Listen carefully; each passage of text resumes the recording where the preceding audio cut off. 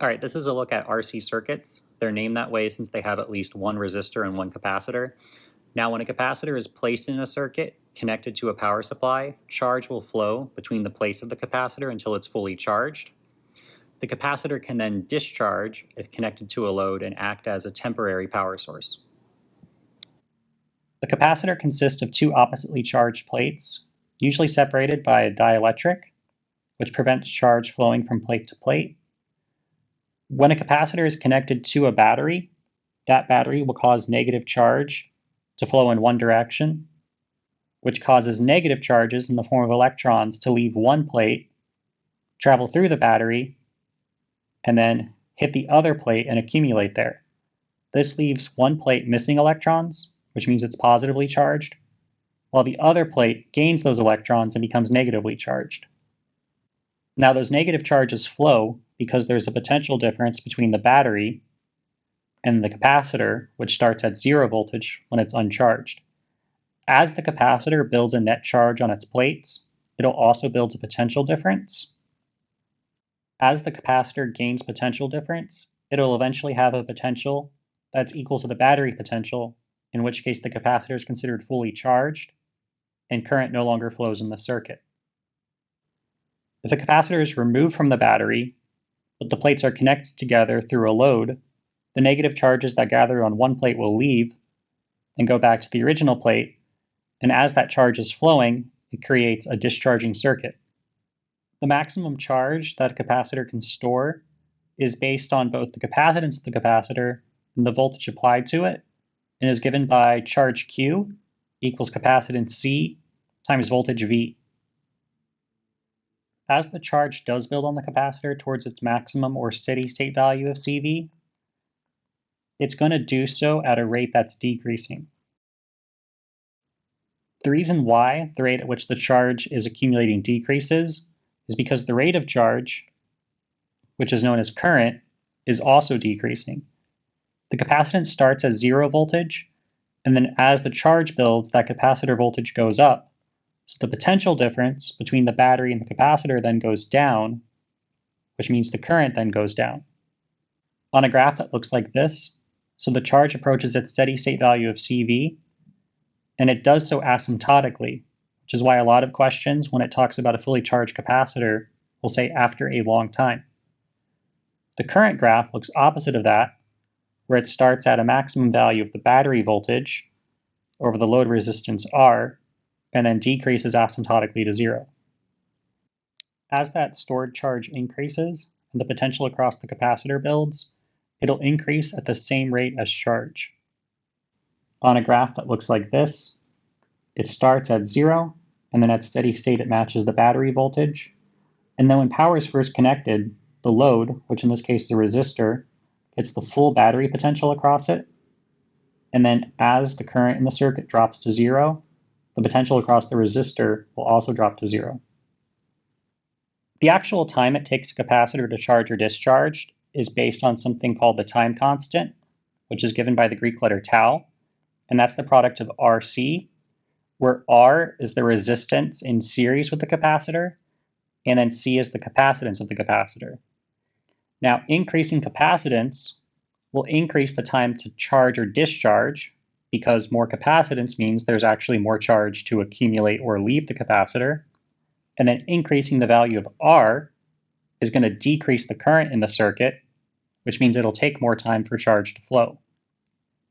After one value of tau, that means the capacitor is going to charge or discharge to about 63% of its steady state value. When a capacitor is removed from power, but the two plates are wired together, the accumulated negative charges from the negatively charged plate flow to the positively charged plate until both plates have 0 net charge. Once there's no longer a charge difference between the plates, the potential difference across the plates will also drop to 0. So as the capacitor discharges, obviously the charge will go to 0. Now it's going to drop at a decreasing rate, and that's because as the charge drops to 0, the potential stored across the capacitor's plates will also drop to 0, and then current in the circuit is given by V over R. So as the voltage goes down, the current will also go down. Current's the flow rate of charge, which is why the charge goes down at a decreasing rate. And then for the load in the circuit, in this case it's just the resistor, it's using the capacitor as a power source. So as the capacitor's potential goes down, the potential difference across the load will also go down. So in the discharging circuit, everything is dropping to zero. Before doing a couple of sample questions on capacitors, I'm going to look at a way to think about the capacitor in various phases of its charging and discharging. So when power is first connected, current is flowing normally in the circuit, so the capacitor can be treated as a normal wire with zero resistance that current just flows through normally. Once the capacitor is fully charged, no current goes to it, so it'll be considered as an open circuit, which means the branch with the capacitor will just be ignored. And then after a long time, the capacitor will be treated as a battery with current flowing in a circuit connecting the two plates of the capacitor together. This is an example question that has a circuit with 3 light bulbs wired with a capacitor as shown. It asks to rank the brightness of the light bulbs immediately after power is connected, after the capacitor is fully charged, and then when the switch is opened. Here's a look at the circuit charging with decreasing current through the capacitor. Here it is at steady state with no current flowing to the capacitor, and then here's the capacitor discharging. Okay, part A in this question looks at ranking the brightness of the bulbs immediately after the switch is closed. This is when the capacitor can be treated as a normal wire with no resistance. And then to determine brightness of bulbs, more current through a bulb means it'll be brighter. So I'll just look at the circuit here. All the current in the circuit has to go through light bulb A. And then when it comes to light bulbs B and C, they're in 2 separate branches. They are identical, so they have the same resistance. So half the current will go to light bulb C, and then half will go to light bulb B, which means that they're the same brightness as each other, but both are going to be dimmer than light bulb A. In part B, the capacitor is fully charged, which means no current flows to it, and that's the whole branch the capacitor is in, which includes light bulb C. So light bulb C will be out, and then the circuit here when the switch is closed, we'll have A and B in series with the battery. So since A and B are in series, they have the same current and are the same brightness, and then light bulb C gets no current, so it's off. Part C looks at after the switch is opened when the capacitor is fully charged. So in this case, the capacitor is going to act as a battery.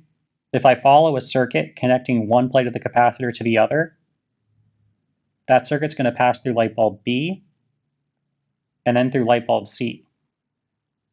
So in this circuit here, B and C are in series, so they'll be the same brightness. But then A, current would have to pass through this open switch, so light bulb A is going to be off in this circuit. The other example here looks at the circuit shown with 2 resistors and a capacitor wired in a circuit, and it asks to find the current in the 2 ohm resistor right when the switch is closed, after the capacitor is fully charged, and when the switch is open again. And here's a look at that circuit. So again, the capacitor has a decreasing current when power is first connected, no current at steady state, and then when power is disconnected, it acts as a temporary battery. In part A, the switch is initially closed, which means the capacitor is going to act like a normal wire.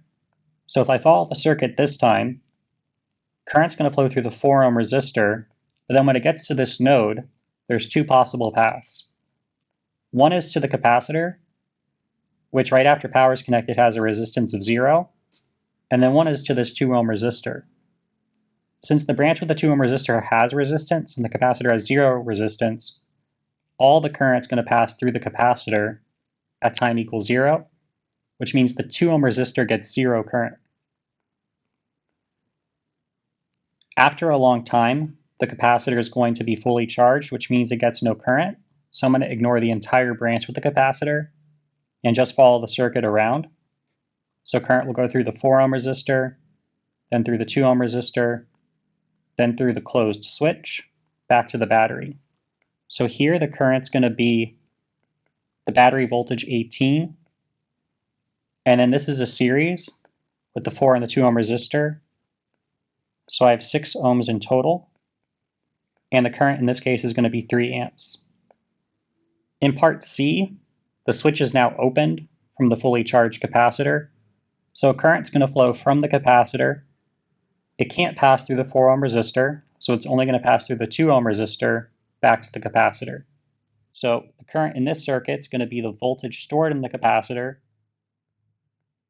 over 2 ohms. However, in this case, I can't use 18 volts for the capacitor because that's not going to be the voltage of the capacitor.